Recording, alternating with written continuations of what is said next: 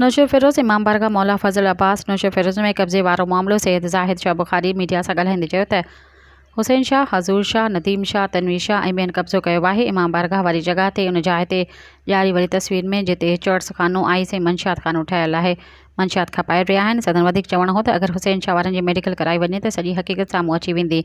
इन जाइ ते ज़रबत जे अज़ादारी थींदी आहे ऐं ॿी तस्वीर उन जाइ ते 2 कमरा महिमाननि लाइ ऐं हिकु हॉल टाइप लॉन्ड्री ठहियलु आहे जंहिंमें ॿार क़ुरान पाक पढ़ंदा हुआ ऐं क़ुरान सेंटर क़ाइमु थियलु आहे जंहिंमें पहिरियां मौलवी अतहर खुखर ॿारनि खे क़ुरान पढ़ायो ऐं उनजी फ़ौतगी बाद मौलवी रियाज़ कुंभर ॿारनि खे क़ुरान पढ़ायो आहे, छो जो उन मौलवी खे हुसैन शाह दौरान क़ुरान शरीफ़ जे तालीम ॾींदे ॿुधका ॾेई कढी छॾियो इन लफ़्ज़नि सां त हिते क़ुरान पाक न पढ़ाईंदे।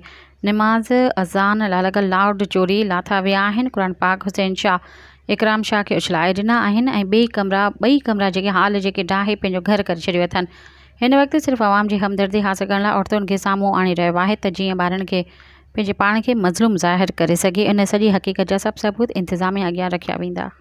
सब्सक्राइब कयो अवामी न्यूज़ HD खे ऐं ताज़ा तरीन ख़बरुनि लाइ ॾिसंदा रहो अवामी न्यूज़ HD।